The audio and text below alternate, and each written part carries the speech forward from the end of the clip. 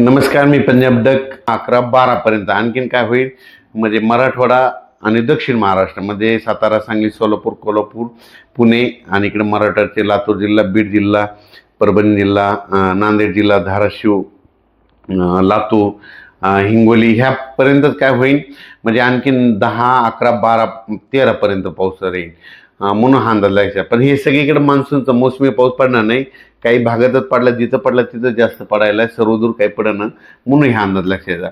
पण त्याच्यानंतर काय झालं, विदर्भातले शेतकऱ्याचे फोन आले. तर मग विदर्भामध्ये आणि उत्तर महाराष्ट्रामध्ये नंदुरबार जिल्हा झालं, धुळे जिल्हा झालं, त्याच्यानंतर विदर्भामध्ये नागपूर, तिकडं म्हणजे काय परिस्थिती राहील.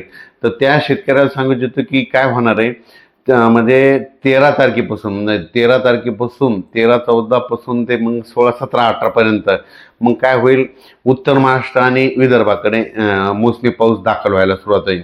पण हे पाऊस सगळीकडे दाखल होणार नाही, कारण की काही काही भागामध्येच दाखल होईल. म्हणजे याच्यामध्ये जास्त असा जोर नाही. काही भागात जिथं पडला तिथं जास्त पडायला आणि काही भागात कमी पडायला आहे, म्हणून एवढा जोर नाही. जिथं ओल झाले तिथंच होणार आहे, काही भाग सोडून देखील देईल.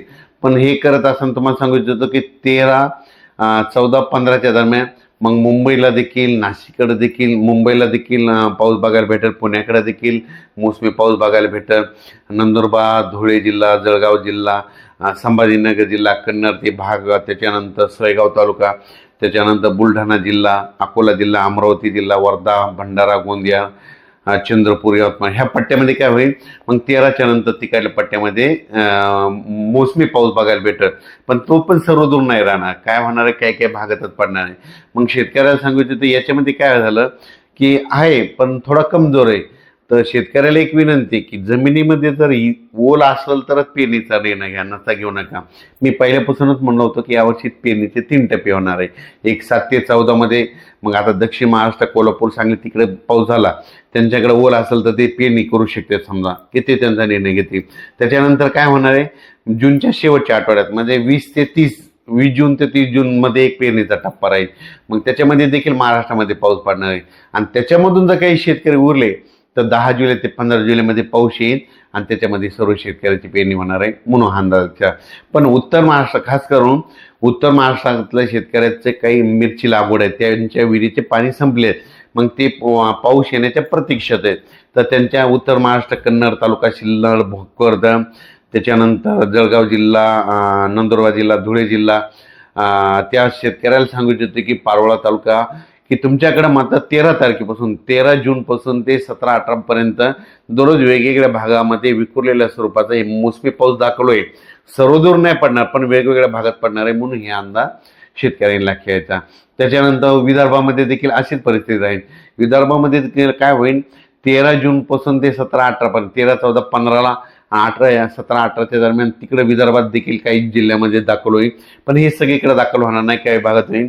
20 जून ते 30 जूनमध्ये होईल. मग त्याच्यामध्ये मात्र आणखीन जवळपास खूप ठिकाणी भरपाई झालेली दिसत. म्हणून शेतकऱ्याला सांगू इच्छितो, पेरणी करत असताना निर्णय स्वतः घ्यावा, कारण की काय होतं, जमिनीमध्ये ओल नसाल, 4 बोटावर पेरणी केली तर ती फेल जाते. म्हणून चांगली ईदभर ओल गेल्याच्या नंतर शेतकऱ्यांनी पेरणीचा निर्णय घ्या.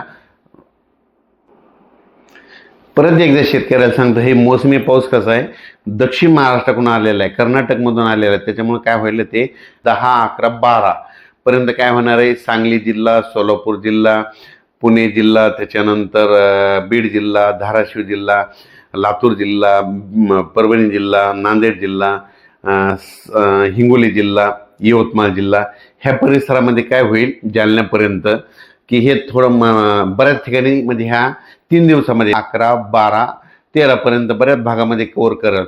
पण काही काही भाग सोडून देखील देईल, काही काही ठिकाणी मात्र खूप देखील पडेल, म्हणून हे देखील सर्व शेतकऱ्यांना घ्यायचं.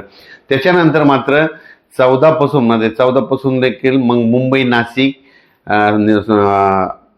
नंदुरबार जिल्हा, धुळे जिल्हा, जळगाव जिल्हा, बुलढाणा जिल्हा, अकोला जिल्हा, अमरावती, वर्धा, नागपूर, भंडारा, गोंदिया ह्या पट्ट्यात मग काय होईल, म्हणजे विदर्भ, उत्तर महाराष्ट्र, मुंबई, नाशिक, सिन्नर ह्या पट्ट्यामध्ये काय होईल, मग 14च्या नंतर बऱ्याच ठिकाणी मान्सून दाखल झालेली दिसत.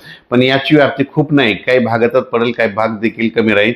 मग याच्यामधून जिथं नाही जर झाला तर तिथं 20 जून ते 30 जूनमध्ये परत एकदा पाऊस येणार आहे. मग तिथं त्या ठिकाणी पाऊस येईल आणि त्याच्यामधून जर काही शेतकरी उरले तर मग 10 जुलै ते 15 जुलैमध्ये एक पाऊस येईल आणि त्याच्यामध्ये सर्व शेतकऱ्याच्या पेरण्या होतील.